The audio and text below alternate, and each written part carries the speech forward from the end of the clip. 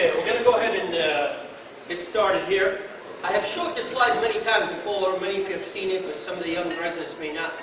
But to me, this slide defines what we were doing, everything we're doing, and why we want to make the changes. Why we want to make the changes we have asked to make. Okay? So, and I'll tell you why, because neurosurgery is very difficult. It's a difficult specialty, perhaps the most difficult there is currently with all the knowledge. So you walk into the operating room one day after you finish your training, and let's say you have to clip an MCA aneurysm in somebody's mother, whom you met outside, and his mother's got an aneurysm. You walk into the operating room, and you walk in, you see the angiogram up there, the patient is intubated by some anesthesiologist you've never met in your life. You look at the case, and you are not so comfortable. You've seen a number of cases in your residency, you helped assist and whatever, but you are deep down feel like, you know what, I'm just not comfortable with this. And the more that the things go on, you're getting more and more uncomfortable, you're having a hard time splitting the fissure, you cannot tell if you're proximal to the aneurysm, you're distal to the aneurysm, and you are just, your confidence is going like this as the case is going. You are feeling like this gazelle or deer, and this is the environment you're in. This is neurosurgery, okay? No matter what happens that day, most likely things are going to go bad, okay? Things are going to go bad, and some patient is going to suffer, that somebody's mother is going to suffer that day. On the other extreme, you are very confident, you have a team you work with, you have been trained, you spent those 2 years doing tons of aneurysms, you've been there, this is your first case, you walk in, but you've created a team, you've discussed the issue, and you're feeling very comfortable because you have been and seen down this road so many times.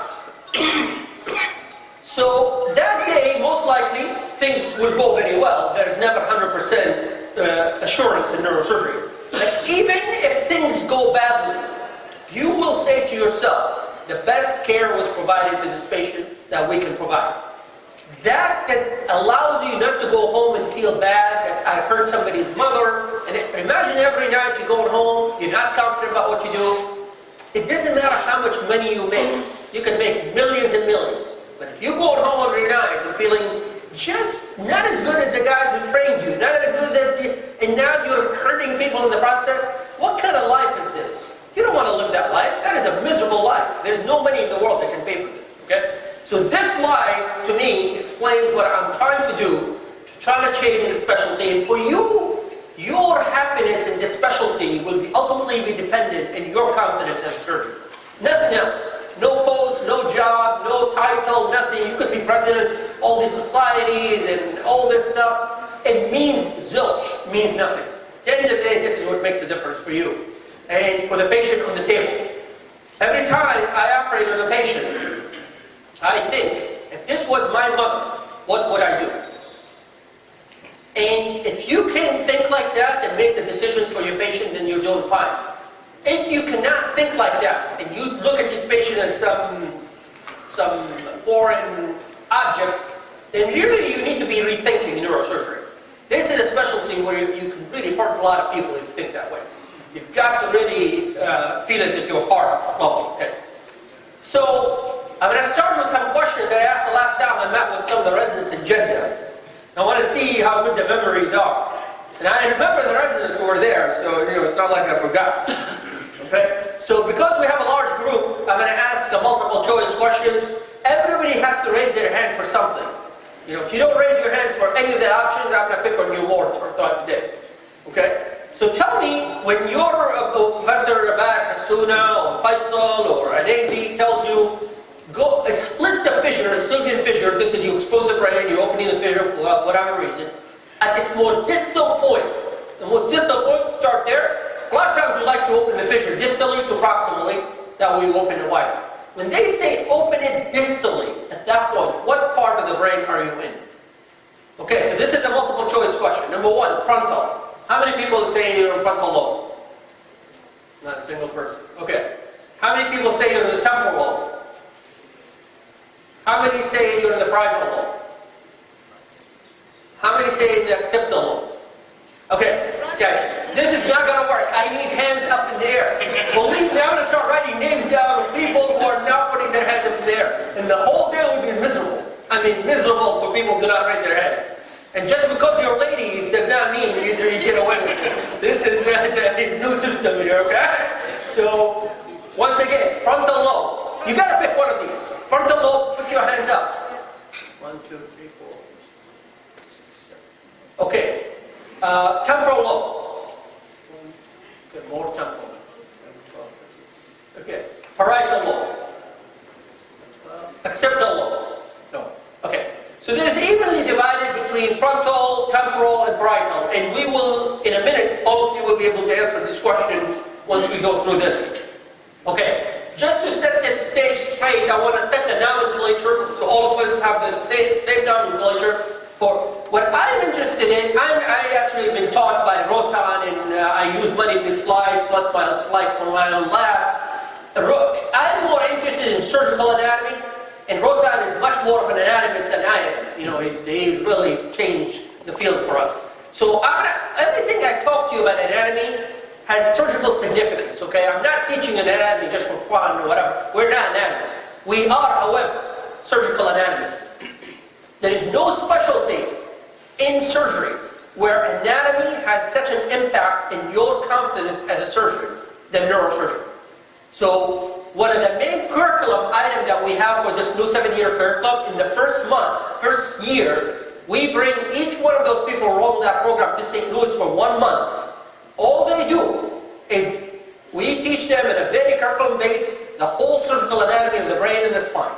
1 month, everyone will get to spend with us. Because I believe it's more important than a rotation in neurology or whatever, because that has much more impact for them as a surgeon. So we are going to make that as a mandatory rotation as part of our residency training. Anyway, so essentially, the way from a surgical anatomy standpoint, look at the brain, superior frontal lobe, superior frontal sulcus, middle frontal gyrus, middle frontal sulcus, inferior frontal gyrus. Inferior frontal gyrus is divided into pars orbitalis, pars triangularis, pars opercularis. Now the pars opercularis on the left side is considered to be traditionally the speech motor area. But as you know, there have been many studies done, and it can be very variable. I mean, it's not just that one location. But that's from, just what you need to know is that usually is around the area of the motor focus area on the left side. The middle frontal gyrus is really is a gyrus, and as you know, these frontal gyri are part of the association area for the motor activity. It also has a visual coordination activity, so that, as all of you know, there is this middle longitudinal MLF in the brainstem that connects to nuclei in the pons we call the PPRF. These nuclei through the MLF connect to the frontal lobe and the occipital lobe. And they control the conjugate air-eye movement between the third and sixth nerves. So what happens, as you've probably seen in practice, is somebody has a middle frontal gyrus stroke, their eyes always deviate to that side. So neurologists always say eyes deviate to the side of the stroke. What they're talking about, that there is an injury to the middle frontal gyrus where the conjugate air-eye movement exists. Okay? So that's from a clinical standpoint. Now, from a topography standpoint, what you need to do, be able to translate this into imaging, MRI. So how do we take this information? I'm telling you how you look at an MRI in surgery. So the middle frontal gyrus is the thickest of the three frontal gyri, and it loops into the precentral gyrus, which is the motor strip. It's the only gyrus actually goes right. It connects directly to the motor strip. Okay, that's one way that's going to help us understand some of the surgical anatomy. So that's the frontal. Then you have the temporal, superior temporal gyrus, superior temporal sulcus, superior middle temporal gyrus, inferior temporal sulcus, inferior temporal gyrus. The parietal lobe, from a surgical standpoint, we'll look at it into two separate areas: the superior parietal lobule and the inferior parietal lobule. There's a deep gash in the brain, this U-shaped sulcus, that we call the intraparietal sulcus, that separates the superior from the inferior parietal gyri. Okay? And it is I will tell you, see, some of these sulci, this intraparietal sulcus, the superior frontal sulcus, central sulcus, are all visible in MRI. So I want you to use these landmarks when you're looking at a patient in the clinic, okay? So there's some of the things I'm stressing here, I'm going to show you on them all. So that way, how you translate this information into real life patient care. Now, the inferior parietal lobule is really where, in general, where Wernicke's area is, as you know, and the arcuate fasciculus connects the Broca's area to the Wernicke's area. So you have the supramarginal and the angular gyri. So the sylvian fissure ends up in the parietal lobe, in the inferior parietal gyrus, in the supramarginal part of it. Okay, so when you're opening the sylvian fissure here, you're opening in the parietal lobe of the brain. Right, so that's important for you to have that three-dimensional view when you're operating with somebody's brain and splitting the sylvian fissure. A lot of people are afraid, well, I'm going to be hurting the motor area up here. The motor area, when you're splitting the sylvian fissure distally, is actually more in front of you, which is most people think the motor strip is behind me when you're opening the sylvian fissure. Actually, more ahead of you. Okay, so keep that in mind as you do surgery. Okay. So those are the important things. Do we have a laser pointer for some of the residents, especially the Bahrainis among you? So I'm going to call them Bahrainis from now on, okay? Where they're losing Saudi citizenship, all right? So let's pass the laser pointer. The main thing I want you to learn, the best surgeons that I have seen are the people who have this X-ray vision, meaning they have three-dimensional view of the brain. Meaning they know what's behind you and where things are. So I want you to develop this image, because in the OR, with the rounded brain, is very hard unless you have that deep view vision. So I want somebody to point to me with the laser pointer where the foramen Monroe would be here. If you were to take a straight point in line, and some of you were asked this question before, and I hope those really know the answer, because otherwise I know you're not going to be very happy. But how about show me? Yes. Right there. Very good. Very good. So the frontal horn sits right here, and essentially around the posterior part of the frontal gyrus is where the frontal horn is going to be. That's very, very good. Let's pass the laser pointer to your colleagues, and let me ask you, where do you think the pineal gland is going to be? Who's got the laser pointer? Okay. Yeah, in general about this area here is very good, okay? All right, very good. So I think I just want you to be asking those questions. I'm just asking you to think, for example, the thalamus is going to be right here, that kind of thing. So I think you want to be able to develop that image in your own brain. Let's look at that whole thing from above. So that we're going to try to put this together, then we'll look at MRI. So that superior frontal gyrus is here. This is superior frontal sulcus, superior frontal sulcus. Middle frontal gyrus, which I told you loops right into the precentral gyrus here. Okay? So this is a precentral gyrus. This is a central sulcus. That means this is a motor strip and this is a motor strip right there. Okay? And obviously that's of clinical importance to us. Now, the central sulcus most of the time goes all the way to the midline. The nice characteristic is this U-shaped cups, two cups sit right here, inside which the central sulcus goes. So that's a very critical landmark that'll help you on MRI where the motor strip of the brain is. So you see this how it goes right inside this cup. This is pars marginalis, which I will explain to you in a minute what that is. But it is this U-shaped area, and inside it goes the central sulcus. So what's in front of it is the motor strip. So there are two ways of figuring out where the motor strip is on an axial cut of the MRI. One is actually defining the central sulcus that sits inside these cups, the pars marginalis. Secondly is a superior frontal sulcus runs right into the precentral sulcus. So superior frontal sulcus goes to prefrontal sulcus. That means the first gyrus behind it is a motor strip of the brain. So two different ways, on axial cuts of the MRI, you will be able to identify the motor strip of the brain. Okay? This U-shaped structure is the intraparietal sulcus that separates superior parietal lobule from inferior parietal lobule. So that means if you did an axial cut of the brain, and the lesion was sitting here on the axial cut, you will know it's above the superior intraparietal sulcus. That means it's in the superior parietal lobule. Okay? So those are things that I want you to keep in mind as we go forward. Okay, so how do we do this now? So this is the central, this is the intrahemispheric fissure. Superior frontal gyrus, superior frontal sulcus runs into the precentral sulcus. That means this is the motor strip. How else can we tell? We get the the little pars marginalis. Central sulcus runs into it. That means this is the motor strip. The motor strip usually is about twice the width of the parietal, the sensory strip. So it's thicker, and this nubbin right here is what is defined as the hand motor area. It is the thickest part of the precentral gyrus that has the most neurons for very fine movements, hand movements. Okay? So that is right there, right? So if you had a lesion sitting right here, you will know this is in the hand motor area of this patient. Let's say this is a cavernoma sitting here versus here. It's a huge difference from the risk to the patient if you operating on them. Let's say it was a met. You may decide to give this one radiosurgery and this one you remove. Okay? As a surgeon, that allows you that confidence to make that kind of decision. What I am telling you is more accurate than functional MRI. I want you to rely on these. The functional MRI is going to give you a big blob right here. So I don't know if that's motor or parietal or what. Okay? It's, so this allows you to be more confident about making such a decision. Good.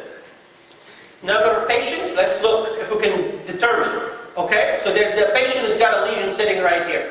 Okay, well, let's see. This is the superior frontal gyrus, superior frontal sulcus, precentral sulcus.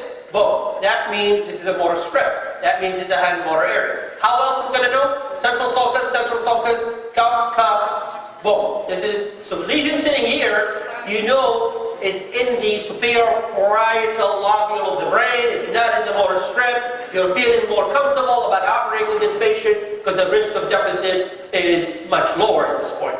Okay? One more time, just so we get this right. Superior frontal gyrus, superior frontal sulcus, precentral sulcus, motor strip, central sulcus, cup comes into it. Okay? Parietal lobe, superior parietal lobule. Okay, motor strip. Okay, so it's very easy once you know some landmarks that can help you and you use them. Now, let's say there's a patient who's got a lesion sitting here. Now, you're looking at this cut. This is a deeper cut. You're not seeing her. Well, this is the intraparietal sulcus. You're deeper now. Intraparietal sulcus means it's sitting here. It's in the inferior parietal lobule. Now, if this happened to be in the left side, okay, if this happened to be here, you got to be worried about speech. Okay, so now you know you're in the parietal lobe of the brain. So from the mesial side, we will look at some of these landmarks again. So essentially, in the mesial side, as you know, these are the lateral ventricles, corpus callosum, callosal sulcus. This gyrus, the cingulate gyrus, goes all the way around to the mesial temporal lobe to become the para-hippocampal gyrus. It's just a historical thing that's been named various names. The cingulate, the isthmus, the para-hippocampal. Actually, it's one gyrus. And if it was named at another time, it would have been one. So it's the longest, biggest gyrus of the brain. Cingulate gyrus right here. Okay? And then you have the cingulate sulcus. In the mesial side, you don't have a middle and inferior frontal gyrus. You have the superior frontal gyrus. This is the cingulate sulcus that goes all the way up here. You see that little thing there? That's the end of the central sulcus. This is that U-shaped thing we're seeing from above. So this is a pars marginalis. This is a central sulcus. That means this is the motor area of the leg, right here. And this is a sensory area of the leg. Okay, right there. So that means if you have a lesion sitting here, you're not worried from a motor standpoint. Okay? From the mesial side, we name things a little differently. So this is the precuneus, and this is the cuneus. So this is a parietal lobe, this is occipital lobe, this is a parieto-occipital sulcus. Another important sulcus here is this, called the calcarine sulcus, around which is a primary visual motor cortex right here. Okay? And around here is the calcar avis, which is deep nuclei, the primary visual cortex that project into the atrium of the ventricle. So that's going to be around right here. Okay? So this is also named the lingula right here. This part of the occipital lobe here. Part of the occipital sulcus, this is isthmus, and now you understand this very important relationship. This little thing is called the paracentral lobule, which includes the motor and sensory strips in it. Okay? And for functional neurosurgeons, these are all very important landmarks, as you know. Okay. So can we define these things? Let's say a patient has a lesion sitting right here. Well, where is it? Corpus callosum, callosal sulcus, cingulate gyrus, cingulate sulcus, going all the way up, and this is the central sulcus.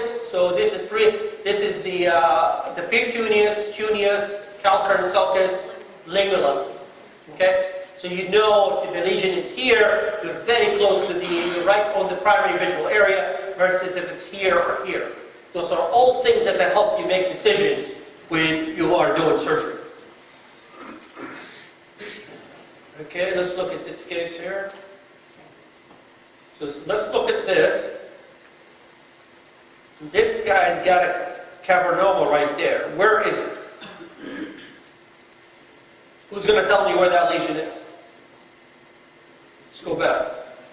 So we said superior frontal gyrus, superior frontal sulcus, precentral sulcus. That means this is a motor strip. That means this is central sulcus. This is a UU of the pars marginalis. Okay, so it's deeper than that. Or posterior. Right.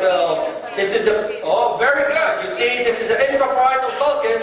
It's above it. So this is a lesion located in the superior parietal lobule of the brain. Okay. Now you feel more confident. You could be doing all kinds of functional MRIs, all kinds of stuff there, but you are comfortable. It comes very close to intraparietal sulcus. So we are going to operate on this thing. And let's see how we're going to operate on it in a minute here. Again, this is a different, same patient. Superior frontal gyrus, superior frontal sulcus, central sulcus, pars marginalis, pars marginalis. Okay, keep coming down. Coming down. Intraparietal sulcus, right on top of the intraparietal sulcus. That means it has to be in the superior parietal lobule. Okay? So now we have an easy methodology to help us what we're dealing with, and you see this is the cingulate sulcus, central sulcus. The lesion is sitting right there in the precuneus in the parietal lobe, superior parietal lobule. Okay, so we confirm that. Okay, so it's very easy. Even on CT, you should be able to tell all of this. Okay, central sulcus, U of the pars marginalis, right? Intraparietal sulcus, above it means in the superior parietal lobule. Alright? So this, hopefully you will not look MR and CT again the same way. I want you to, for intraaxial lesions, be able to define them. Okay. You saw that lesion is coming right at the depth of the intraparietal sulcus. So with the way we do things now, minimally invasive, there's no reason to go through the brain. We're going to split the intraparietal sulcus. Go right through the intraparietal sulcus to go right into the lesion. Although we are in relatively, forgiving brain with superior parietal, no reason. You have to split this intraparietal sulcus just like the sylvian fissure.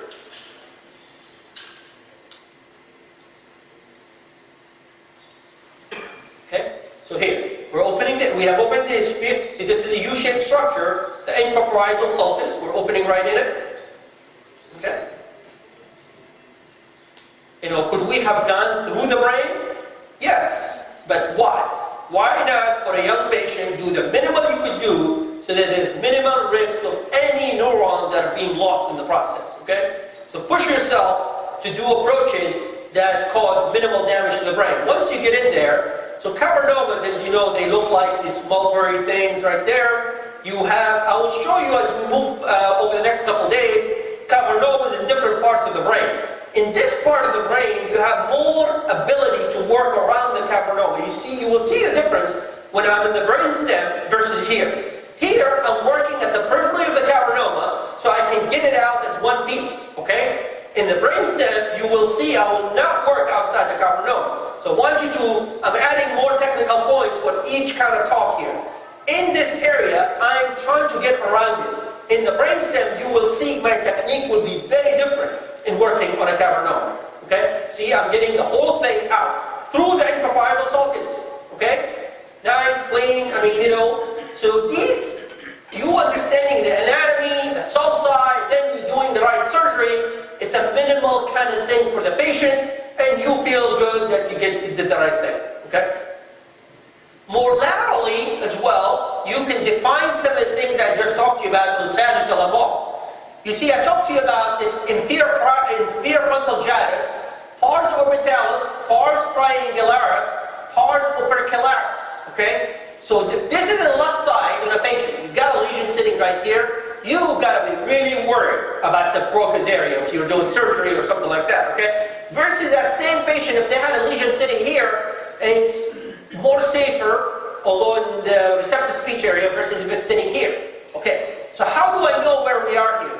You see, this here becomes the motor strip. The first gyrus behind pars opercularis is the motor strip of the brain. So if this is pars opercularis, this has to be the motor strip. This means that's a central sulcus. That means that there's a lesion sitting right there. That is in the inferior parietal lobule, very anterior located lesion right there. Okay? So those are things I want you to use in your daily rounds and practice and making decisions so that you know where the eloquent areas of the brain are. And we can spend the next 2 days talking about this, but I want to give you some of the principles and move on. So let's use one more case. So this is a superior frontal gyrus, superior frontal sulcus, the central sulcus right here. You see pars marginalis, intraparietal sulcus, okay? So all of this is just helping you understand the anatomy more. So we're going to be talking about the ventricles later on. In traditional training in neurosurgery, we learn about the cortex, we learn about the ventricles, deep structures, skull base. There's a huge space between the cortex and the ventricles, all right? And that is not, that is important territory, all right? So in that space sit these huge white matter tracts that connect the brain, all the lobes together, connect the brain to the other side, and connect the brain to the spinal cord. And we now, as we become more sophisticated, need to use these pathways to make the right decisions for trajectories, especially for intraaxial lesions. So there are 3 different types of fibers in the brain, in the white matter, that exist. There are fibers that connect one side of the brain to itself, okay? So these are called association fibers, and these are fibers that connect one lobe to another, or connect the frontal part to more parieto-occipital. The largest fiber tract in this green structure here, called the SLF, the superior longitudinal fasciculus.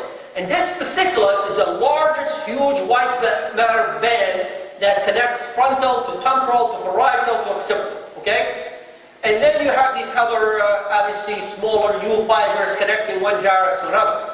Now, the fibers that connect one side of the brain to the other, we call them the commissural pathways or tracts, and the biggest, obviously, is the corpus callosum, connecting the right side of the brain with the left. But also you have the anterior white commissure, the posterior commissure. These are commissural fibers that connect the right and left side of the brain.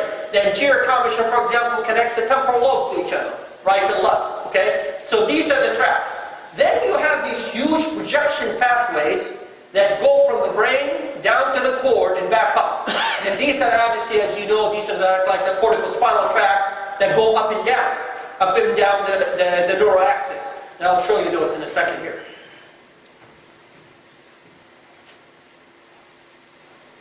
So when we look at laterally, the sagittal cut, so above the thalamus and from the cortex down, we call these huge fibers, these projection fibers, the corona radiata. This is what sits in the centrum semiovale when we see the axial cut underneath the cortex. This is the corona radiata, okay? And among the corona radiata is the internal capsule, the corticospinal tracts going all the way up and down, okay? So this is obviously the biggest projection pathway there is, okay? And so that's the most important one that we have to be familiar with. Now, in the pons, there's another commissural kind of fiber tract that connects the right cerebellum to the left cerebellum. This is the transpontine fibers, huge white matter tracts that go from right and left in the pons. And it goes right through the pons from one cerebellum to another. Okay? This becomes important when we talk about brainstem surgery. Okay? These tracts become very important for us to make the right decisions where we're going to make openings in the brainstem, for example. So for you to understand the cortex, understand the white matter tracts, and understand the ventricles, it's going to make it easy for you to become more confident from a surgical perspective. Okay? So those are very important. Another pathway that is one of those association fibers that goes on just only one side of the brain are the optic radiations. And this stuff you're seeing here, this is part of the optic radiations that are going from the temporal lobe, from the lateral geniculate body, and loop over the lateral ventricle, so they go parietally and temporally, and then they go to the occipital cortex in the primary visual area, in the calcarine, around the calcarine sulcus. Okay? So those are also important clinical decision-making process.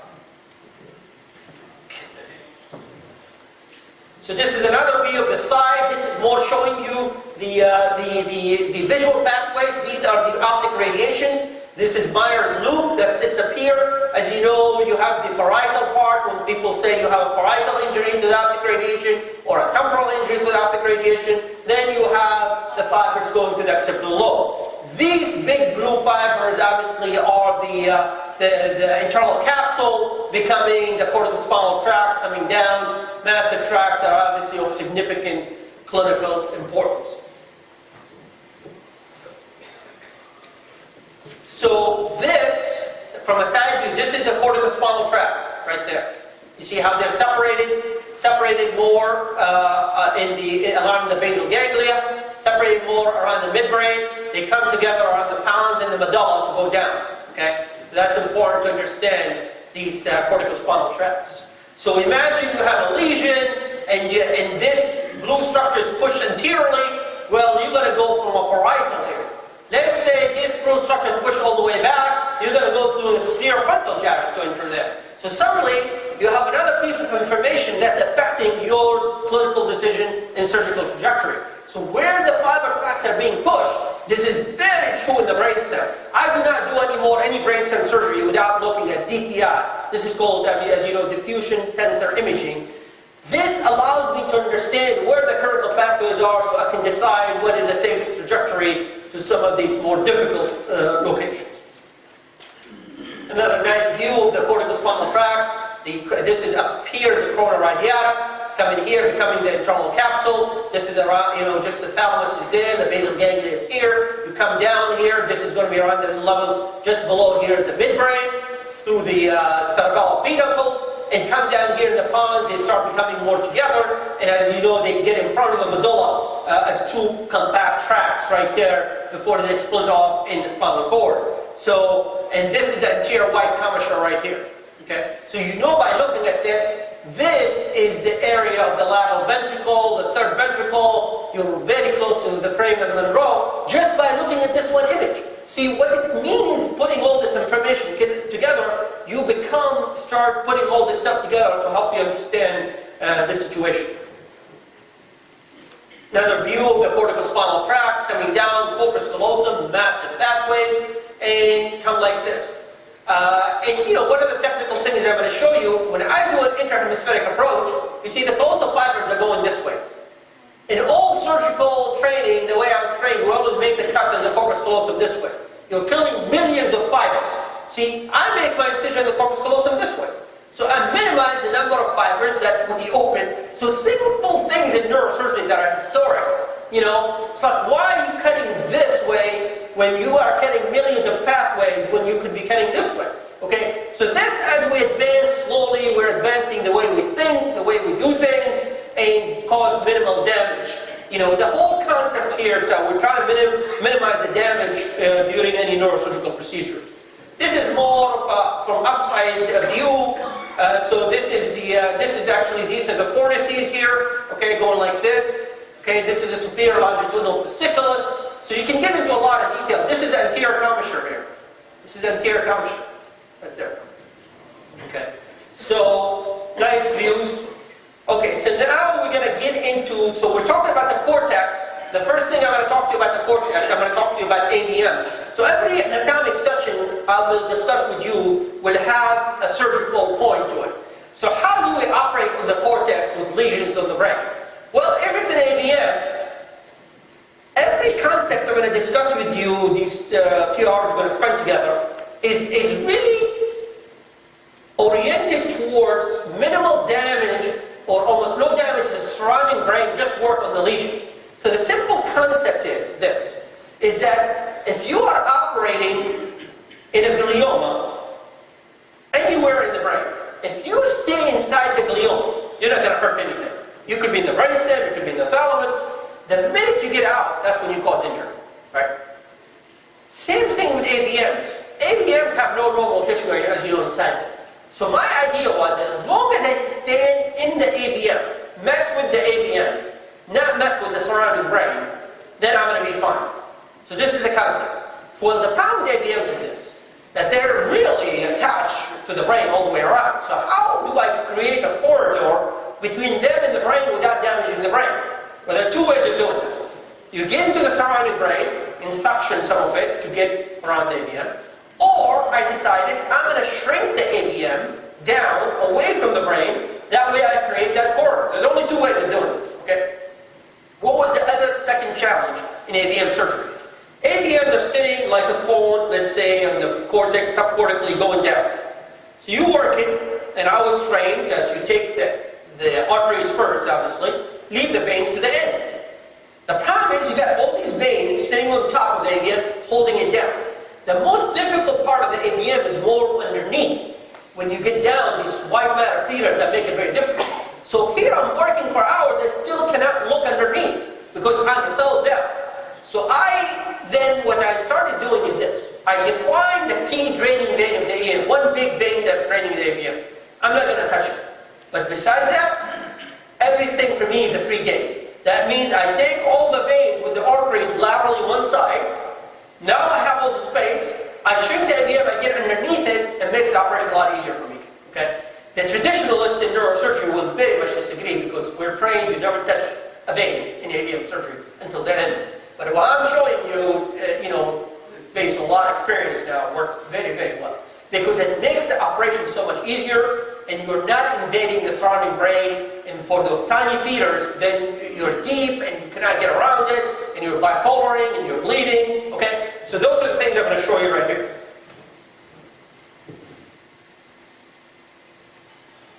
Okay, so first of all, I'm going to open very sharply the sulci around the AVM. Okay? So this is a vein, for example, I just took. See, this AVM is sitting right here. Okay, so I'm going to take that vein and create a corridor all the way around. Okay, there's another small vein here that's in my way. So my whole concept is I'm trying to mobilize this AVM as a structure. Okay, so I can get all the way around it without hurting the surrounding brain. Okay, you see how I'm getting all the way around?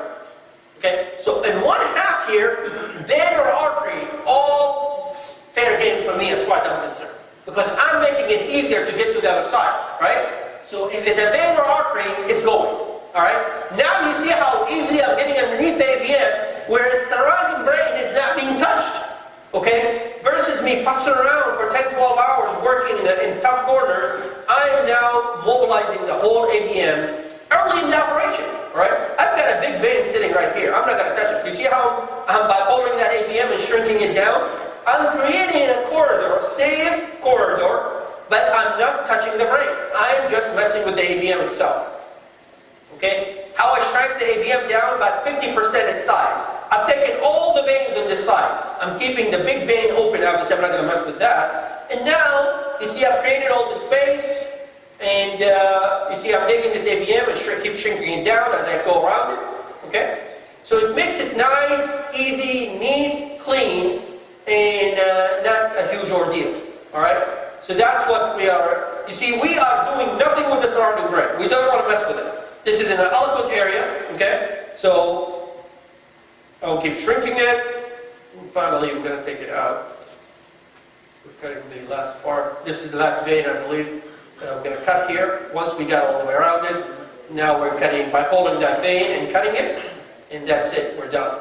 Okay? So that, again, works along the lines we've talked to you about. Let's look at another case. Every case I want to make a technical point, an observational point that you have to have what I call the eye of the tiger as a neurosurgeon.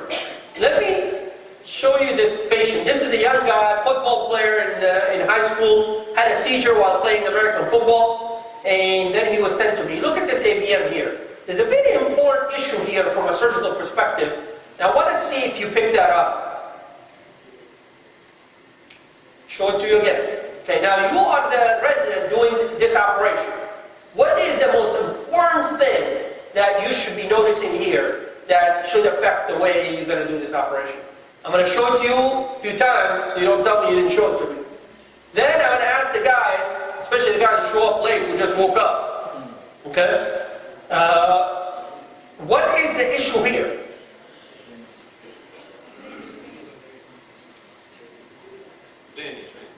What's that? Draining vein. You gotta be very smart here.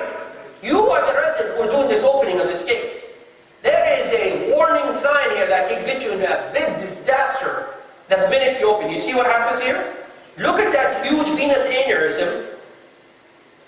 Look at this aneurysm sitting at the bone right here. Imagine you are putting your burr hole, you're putting your foot plate right here to turn the flap. This case will be over before it started. In a huge venous aneurysm like this, it'll be over before you even know it. There's no way you're going to be able to get yourself out of this problem, all right? So when I saw this, I said, listen guys, okay, you're going to open this, but you're going to open for me in front of this. I don't want to see this. You open this, then I will deal with the aneurysm when I get to it later in the operation. Do not get in here. You cannot try to, if you put a burr hole here, you're going to be inside this venous aneurysm. You got to have this kind of vision, okay? As you look in a case beforehand, simple case or complex case, doesn't matter. There are points about every case that you owe it to this patient. That, you got 1,500 things going on. You got all the time. We're all busy. But you got to pour your heart in every case and look at it, divert your attention from everything else, make sure you looked at it, understood it, and you are giving this patient their due. Okay? They're putting their life in your hands. And you owe them to do everything and look at the case, and we're all rushed all the time, and busy and everything. But again, what I say, let's not forget why we do what we do. Okay? So this case is just really the reason I'm showing you this case was just to show you that. And I stressed it a lot at the beginning. Actually, my chief resident, when I saw this and I'm standing in the OR and I asked him, it took me asking twice for him to go back and look at it. Okay? They were going to do a standard open. So that means, we got to pay more attention for these kind of things. I mean, anyway, so this is a guy, a big, massive AVM, okay? Huge AVM. I'm going to show you that aneurysm in a second just so you can see it physically. Such a fast flow AVM that you can hardly see it on the angiogram. Just so fast flowing, all right? So let's go into the surgery for a second. I'm going to show you that aneurysm in a second. So this is it. See, this is what I do. I hold certain veins that if they're a big vein I'm going to take, and still have another vein, I hold it in my bipolar for about 30 seconds. Make sure there's no swelling, nothing going on before I take it. Okay? So a lot of little techniques I'm going to show you here. Okay? Let's go to the, okay, here's, I'm going to show you that aneurysm. I'm at the tentorial incisura here, taking the, now this is that aneurysm, this is a dura here. See the aneurysm stuck completely to that dura. Now I've got most of the AVM, so I'm not worried about it. But you see how it's stuck to that dura? Could you imagine if you tried to open that dura or put a butthole through this? What that disaster would that have been? You see right there? You see, so I'm bipolar, you have that aneurysm at the end here to close it off. But imagine if we did the opening low down in a young kid before you have the door open and you start losing a liter of blood within seconds. What would have been a disaster? You see, so that's that aneurysm. So every case I show you, I want to tell you about a teaching point that is perhaps important for you to learn. Okay? And I want you to look at these cases with what I call the eye of the tiger. Okay? Neurosurgeon has to have an eye of the tiger. And you have to have that way of thinking. Very the big picture. Always look at the big picture before you focus down on some minute little detail. Always stand back a little bit and just look at the big picture. That's true for looking at the imaging before surgery. That's true for during surgery. Sometimes we zoom ourselves in a very small area, and I do this all the time. But before I do that, I'm zoomed out, looking at the big picture, understand the whole thing, then I zoom in into a very small area. Always understand the big picture, whether it's radiologic or it's surgical. Okay? That's also true for clinical decision making, but we can go through that later. So this guy, young guy, had a massive hemorrhage from an AVM located in the septal area, more on the left side, left frontal lobe, and came to essentially comatose. And my junior partner, my fellows are my junior partners, just so you know how it works. United States, the fellowship, the clinical fellowship, they have to finish residency, and they are board eligible, so they can get certification. So they come in as assistant professor in my program. So they're assistant professors, they have full, they can do anything they want. I mean, they can go to practice. So they then become the fellows, you know, before, so they want to take an extra year to do that. But perhaps similar to what the stuff we were discussing earlier. Okay, so what they did, he had a big clot. My fellow took him to the OR, removed the clot. So that in AVMs, there is no such thing as emergency surgery of an AVM. If the hemorrhage has a clot that's causing mass effect, you go take a clot, do not touch the AVM. AVM surgery is not emergency surgery, okay? So this is very similar to the discussion we had about curriculum. So I want a neurosurgeon who's, let's say, a spine surgeon or functional surgeon, trained in acute neurosurgery of AVM. What is acute neurosurgery of AVM? I want him to be able to take that clot out, close the patient. You know when are we going to operate on them? About 4 weeks later. Not tomorrow, not the third day, not the fourth day. So is that an emergency for everybody to be trained to how to do an AVM operation? No.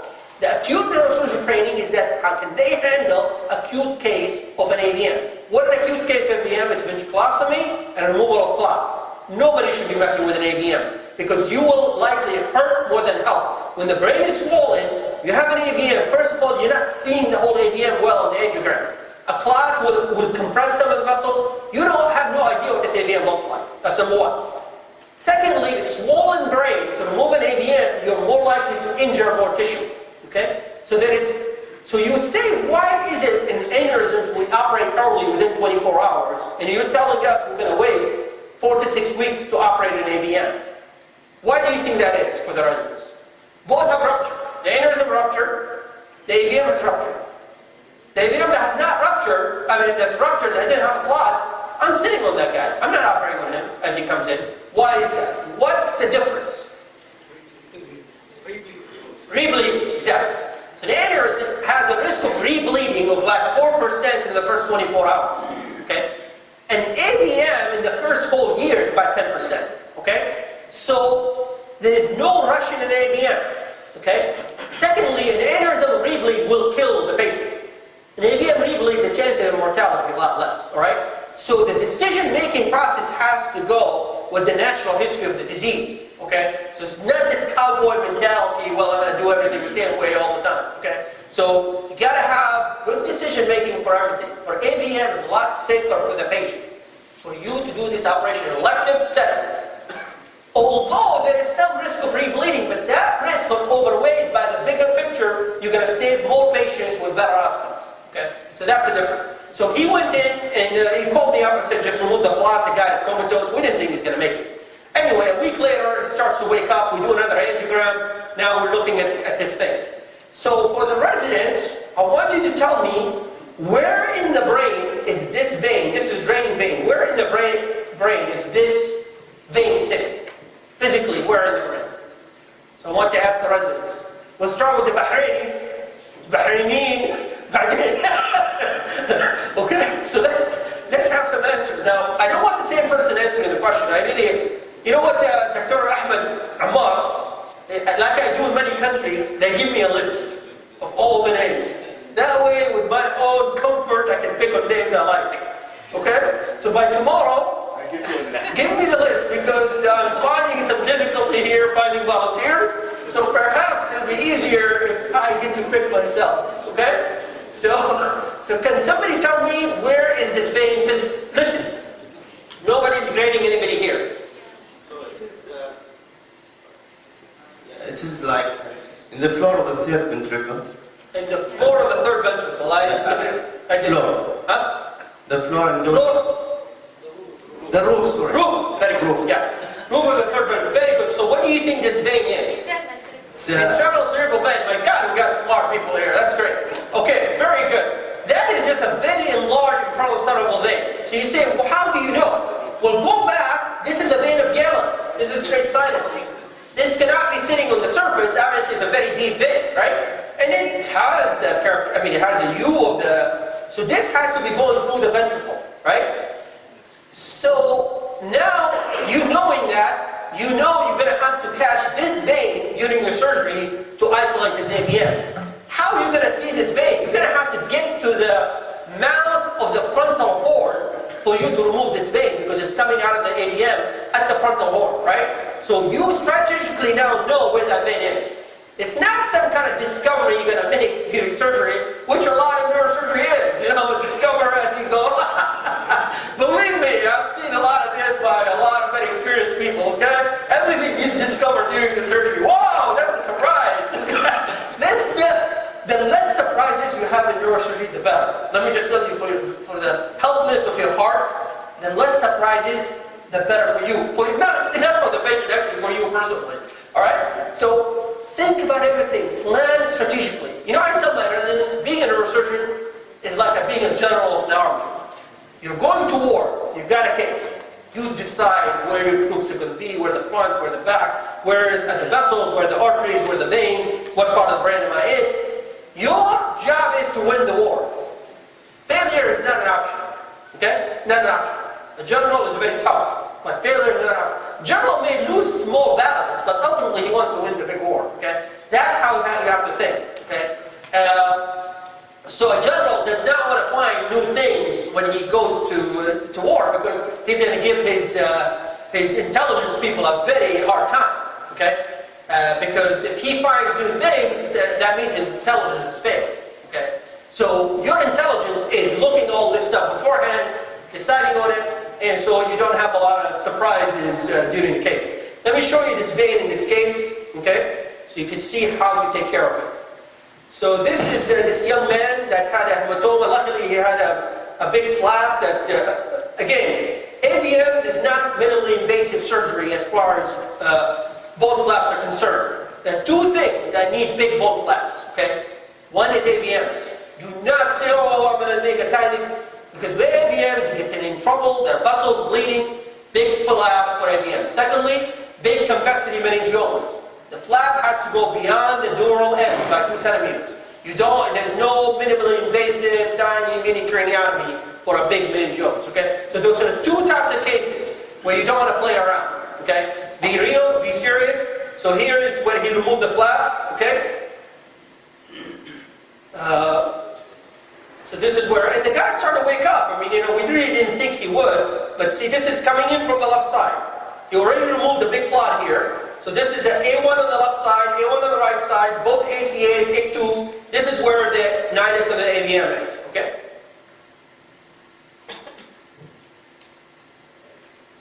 See, that's the optic nerves that are up there. This is the A1s, A2s. This is a big theater that's going into the AVM right here. Large, huge, almost like a pharynx supplying the whole AVM. This is the whole bed of the AVM that I'm removing here. But remember, I have to get to that vein. Okay, so what is this structure? This classic looking structure right here? Foramen Monroe. So what forms the foramen Monroe? What's this structure? Fornix. Very good, okay? So you knowing that, you know you're not going to mess around with the fornix. This is a big vein going back to become the internal cerebral vein. You see how I hold that vein with my bipolar? I'm waiting for 30 seconds. I want to make sure I got all the feeders, right? So I'm waiting for like 20, 30 seconds, make sure everything is okay before I take it. This is my standard technique for every vein that I take at the end. I hold it until I feel the whole thing looks good, everything is fine, then I will take the vein, okay? So these are the little tricks of the trade that I'm sharing with you that will make, and then I'm going to put a clip on it. You know, a lot of times I will coagulate, but here there's a fornix. I don't want to do anything. I'm just going to put a clip on and just close this up. Okay? That's it. The operation is done. Alright? So that's very good. Okay. So let's talk a little about anatomy again. We talked about cortical areas and subcortical areas. Now I'm going to ask you a question about trajectories based on what we discussed so far. Okay? So this is a young lady who came to us with intraventricular hemorrhage from an AVM. Okay? You see she already had a ventriculostomy placed by an outside neurosurgeon. She's transferred to us. Okay? This is the AVM. The AVM is in the trigone in the atrium of the left ventricle. So let's have a little discussion with the residents. There are many ways of getting here, okay? So there's no obviously one perfect answer, but I want to hear the various approaches that people are going to tell me. How are you going to operate in this AVM located in the trigone on the left side? Okay, so let me have, what's number one? I'm sorry? Let's have people speak. Go ahead. Transcortical. Transcortical, which part of the brain? Right. From three periods. Posterior parietal. Fine. So one approach is to come in higher parietal and come in this way. Right? From high up. Are you talking about superior or inferior parietal lobule? Superior. Superior is a very acceptable way to get into the trigone. Okay, that's number one. Number two. Transsylvian. So another approach would be to come through the sylvian fissure and come right here. Okay, another one. Somebody else now. Come on. Huh? Transtemporal. You mean middle temporal gyrus or somewhere here to get here? Well-described approach. Very good. Okay. Anything else? Interhemispheric where? Interhemispheric transcallosal coming down through the corpus callosum to get into the atrium. Okay. Very good. Another one? What else is there? Intraparietal. Interparietal sulcus. Intraparietal sulcus, very good. You can come like we showed, the between the parietal lobes, there's the intraparietal sulcus you can open, and that will get you right in here. And I heard one more thing. Remember you were saying from infra... Can you get to subtemporal? Subtemporal, potentially, yes. You can come subtemporal from here and come up and get into the lesion. Okay, so there's so many approaches to get in here. So let me go through each one of them that have been mentioned by our colleagues. Superior parietal lobule is a safe approach. You are on the left side, so you got to be careful. You don't divert a little way because you're not too far away. Not that far away from the speech area. Secondly, you, by definition, any lateral approach from here will give you a visual field cut. I showed you that all the visual pathways in the white matter run like this. All the way up parietally and come down occidentally. So any approach, like the parietal approach, will give you a visual field cut, but that's a price worth paying, sometimes for these lesions. That's okay. The transsylvian approach, you are going to get that field cut for sure, because the visual pathways are sitting right here. Okay? So you're going to buy a visual field cut, but also remember, this is a posterior limb of the internal capsule. Okay? If you go straight back like here, you're fine, but you punch around in this area a little bit, you divert a little way, you can find yourself in the posterior limb of the internal capsule with the hemiparesis, or you can even get into the thalamus, the pulvinar, right? The pulvinar is going to be projected. The pulvinar sits like this in the back. You coming from here can easily find yourself brushing against the pulvinar of the thalamus. So you are talking about some, perhaps I think of all the approaches discussed, that's probably the most highest risk approach, unless you're such an expert that you feel so comfortable at it, and that's fine. Okay? The transtemporal approach, same thing, you're going to get some visual field cuts, and you obviously cannot divert this way. The transoccipital, clearly visual field cut. Interhemispheric, transcallosal, corpus callosotomy, posteriorly is more high risk than anteriorly. Okay? In the posterior part, you can get these disconnection syndromes and so forth. So I got to be a little bit careful about that. So there are a lot of approaches. Let me just show you a couple of views as to what might be. All those are correct answers, by the way. I mean, what you feel most comfortable with, that's best in your hands, is the best approach to take. Okay? And it is all acceptable and very good answers. All right? So this is the angiogram. As you know, these ventricular AVMs are supplied by choroidal vessels. Then the posterior lateral choroidal, a branch of the basilar artery that's supplying this. These are very difficult to embolize because tiny, tiny vessels. Hassan, will you agree? It's really difficult. Okay. So, the approaches we discuss are so many this way. I like the posterior interhemispheric from posteriorly. I'll tell you why. We did a bunch of studies with this diffusion tensor imaging, and as we saw, we found all these white matter tracts on the lateral surface of the trigone, whereas medially there's space to get in to the trigone without getting into the visual pathways. And we did a lot of studies in our lab. We had one of our fellows spend a lot of time on this. We defined a point 2.5 centimeters superior, 2 points posterior to the falco-tentorial junction in the cingulate gyrus at the isthmus that gets you right into the trigone, completely misses this visual tract. We published this in Neurosurgery. This point actually has already been published from us. So this is a surgery going interhemispherically and making a 90-degree turn right into the trigone. Very nice, simple, and the way you do this is this. So you position the patient with the ipsilateral side, in this case the left side, down. So you position the patient almost semi-lateral, you turn the head so that left occipital parietal lobe falls down from grabbing, right? So you're looking straight down the falx with your microscope, and your ipsilateral side is down.